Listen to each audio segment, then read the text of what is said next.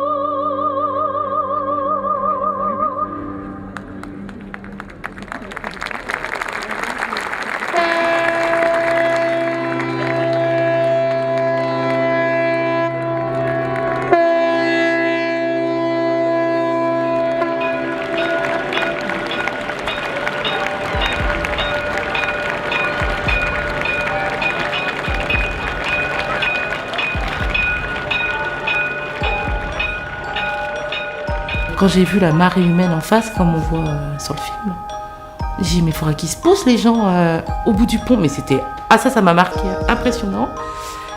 On m'a dit vous inquiétez pas, ils vont partir. Et on a eu un top départ, on avait une quinzaine de secondes. Moi je partais du milieu de la rue de Siam, ma collègue elle partait de la place de Recouvrance. Et on devait rouler aux alentours de 10 km/h et normalement si tout se passe bien, et ça s'est très bien passé, on se retrouve au point stratégique, on se croise et la fête débute, quoi.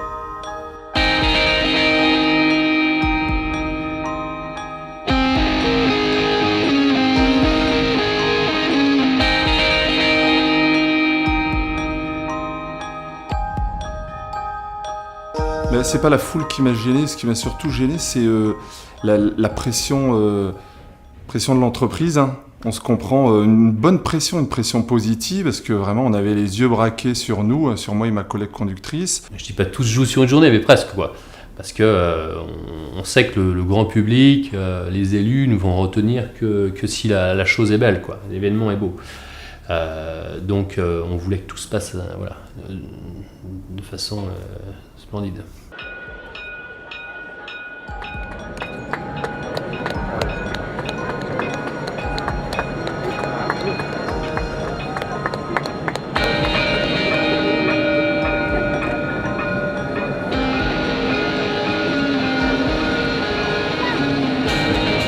Évidemment, l'inauguration c'est super parce que les conducteurs qui ont préparé ça avec nous étaient très contents. C'est une opération un peu pointue, quoi. Croiser deux tramways dans le bon timing, ça demande un petit peu de feeling. Préparer l'inauguration avec l'arrêt des tramways, la coupure de tension, la remise sous tension pour que tout se déroule correctement, remettre les tramways en service derrière pour que on puisse amener les spectateurs à la fête. C'est aussi toute une organisation. Donc c'est vrai que cette journée, c'est une journée très forte. Mais finalement, c'est un aboutissement. Très honnêtement, quand on a commencé à discuter avec l'exploitant de cette inauguration, sans savoir encore quelle forme elle allait prendre, puisque bien en amont, on travaillait de très près avec eux, on a senti qu'ils étaient inquiets, parce que eux, ce jour-là, pour eux, c'était quand même quelque chose de très important dans la vie de l'entreprise déjà, en termes de changement. Le jour même, on lançait le tramway, mais c'était moins visible, moins affiché, mais on redéployait totalement le réseau de bus en parallèle.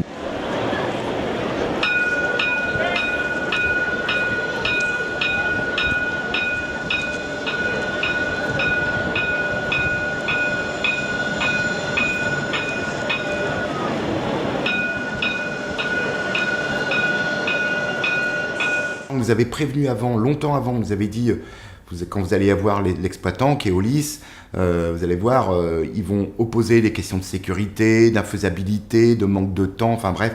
Et donc, la première réunion qu'on a eue avec eux, on était, tu vois, comme ça, parce qu'on se disait, ça va pas passer. Il y a eu une rencontre là, un peu surnaturelle au début, entre des techniciens.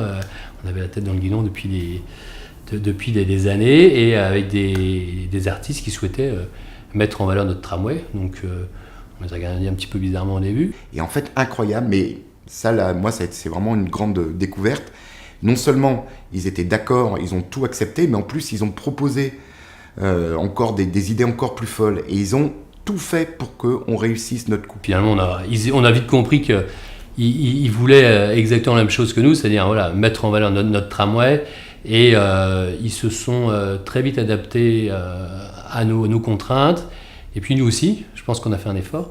Moi, l'un des plus grands souvenirs, ça a été la veille, donc le vendredi à 19h, quand on a un coup de fil qui nous vient donc de la Seine-Tram, enfin du dépôt, et qui nous dit il y a un problème. Il y a un problème. Alors à ce moment-là, il peut y en avoir énormément de problèmes. Hein. Et en vérité, c'est l'un des conducteurs du tramway qui vient de s'apercevoir qu'à l'endroit même, là où doivent passer les éléphants, il y a une tour qui est montée. Est-ce que c'est normal ? C'est-à-dire qu'y compris à l'intérieur, donc la veille d'un jour J, qui est un coup d'envoi quand même incroyable, on va pour la première fois amener le tram dans le public. Et ben voilà, les conducteurs eux-mêmes sont complètement associés et se sont appropriés l'histoire, l'ont gardé d'ailleurs en secret et s'aperçoivent que là où doivent passer les éléphants, ben, il y a quelque chose qui peut les embêter.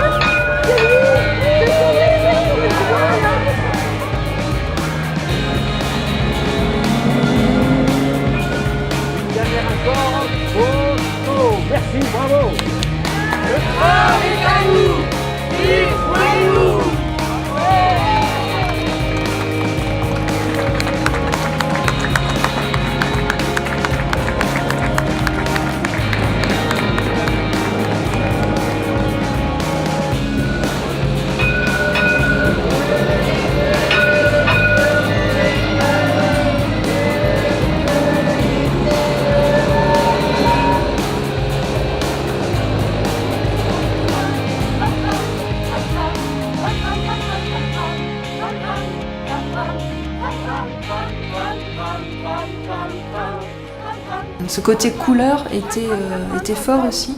Peut-être le tram aussi en lui-même, avec ce ver anis qui tout d'un coup débarque sur la ville.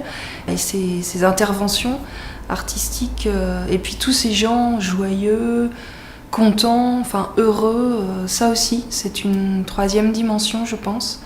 Dans mes souvenirs en tous les cas, c'était vraiment la fête, quoi, au sens généreux du terme, au sens noble du terme, comme si tout d'un coup les Brestois commençaient à se réapproprier leur ville et commençaient à exprimer une forme de fierté.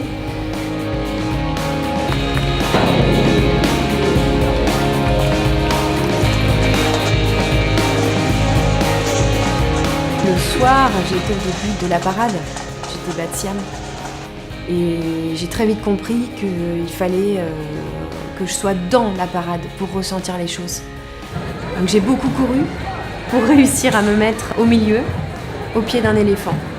J'ai vu cette foule éparpillée finalement sur le Batiam et les rues perpendiculaires, et on voulait tous la même chose, on voulait tous en être.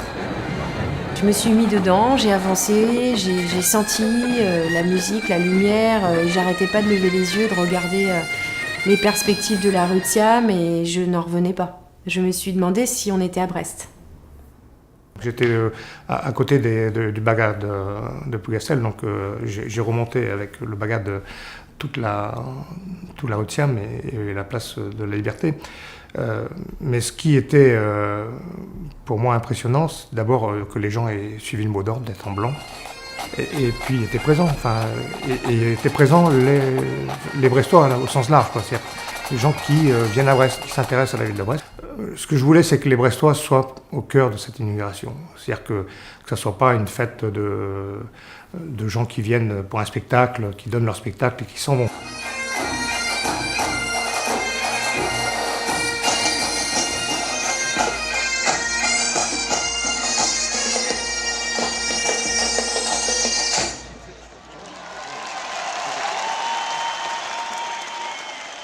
l'autre fort moment, qui a été alors là carrément, comment dire, on a tellement flippé sur ce truc-là, c'est la danse du tram. Est-ce que ça va prendre? On sentait bien que ça prenait plus ou moins, mais il faut les réunir les gens, quoi. Et puis il faut que ça marche. Faut pas qu'il y ait un groupe de 100 personnes au milieu et puis que les autres regardent. Il fallait vraiment que tout le monde... C'était un mouvement qui avait de la gueule, qui n'était pas très simple. Mais en même temps, le jour où au Fourneau on a fait la première répétition, les gens sont venus en blanc, on s'est dit « Waouh, ça marche ». Voilà. Je trouvais la musique vachement intéressante par Michel Taïeb et était entraînante. Et puis finalement, arrivé en studio, j'ai commencé à triper avec la musique. Je me suis dit, c'est pas mal. En fait, la musique m'a motivé. Le moment de l'écriture d'un côté, de la musique, de faire ensemble les deux choses, c'était... Et puis, est-ce que c'est trop compliqué? Pas assez compliqué. Il fallait que ça reste artistique, mais il fallait que les gens puissent danser, tout simplement, sans complexe. Voir cette ambiance et voir tout le monde réuni au Fourneau, pour avoir un moment tous ensemble et puis pouvoir s'amuser, pouvoir délirer. Et pour une fois, tu fais une chorégraphie pour les autres. Du coup, j'ai l'espèce de truc que je comprenais en fait des flash mobs qu'au départ, j'adhérais pas trop. Et puis finalement, je comprends. Ouais, puis je sais pas, se dépenser pour une cause ou comme un événement, je trouve ça vraiment bien. Tout ce moment-là a été pensé pour que la place en blanc danse.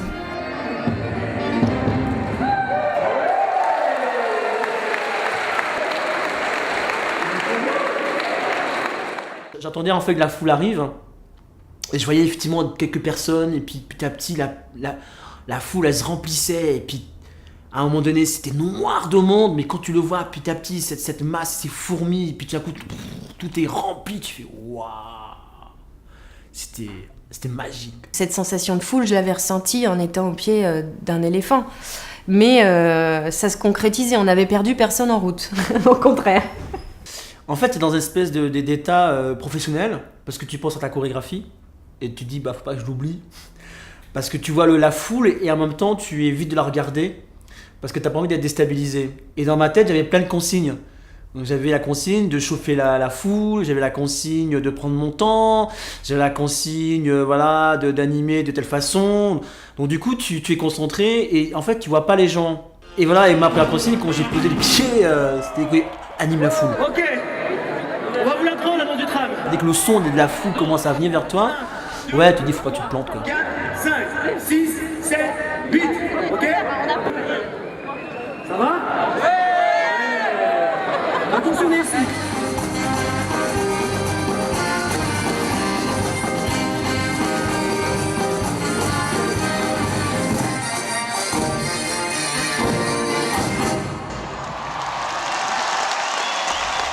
Ouais, c'était un moment vraiment pour moi très touchant de la part des gens, je trouvais. Très touchant. C'est pour ça que tu pouvais pas leur mentir, quoi. C'est quand t'es sur scène comme ça avec eux, les gens sont contents d'être là, donc tu peux pas tricher, c'est pas possible. Tu te donnes à fond pour eux, quoi. Ouais.